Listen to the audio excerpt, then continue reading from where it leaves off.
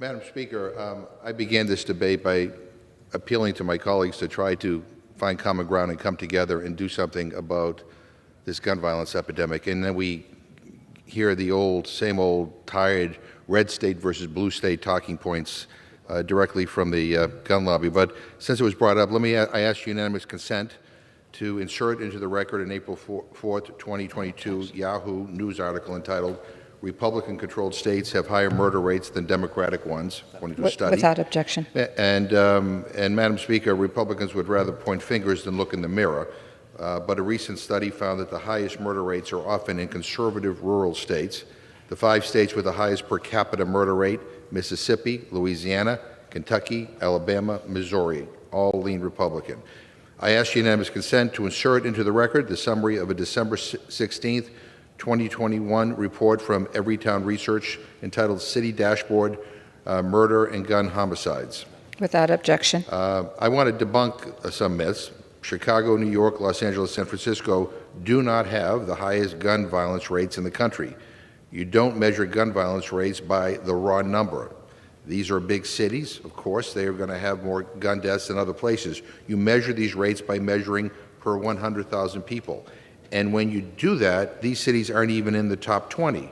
Jackson, Mississippi, Gary, Indiana, St. Louis, Missouri, New Orleans, Memphis, the list goes on and on. So find a new talking point. And I also ask unanimous consent to insert into the record a February 28th, 2018 piece from ABC News entitled "Trump Calls for Raising Minimum Age to Buy All Guns to 21." Without objection. The very person that everybody on the other side of the aisle is so afraid to take on, so frightened of, says that we should raise the age to 21.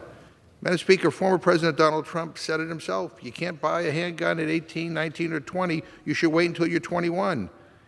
You could buy the weapon, meaning an AR-15, used in this horrible shooting at 18. It doesn't make sense, end quote.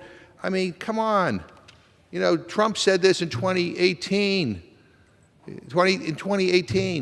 And these guys here are telling us that somehow this is a violation of the Constitution?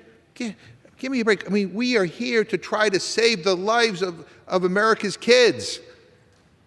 And there should be more outrage on the other side of the aisle, not the usual talking points that we hear over and over and over again from the gun lobby. If this isn't important, then nothing is.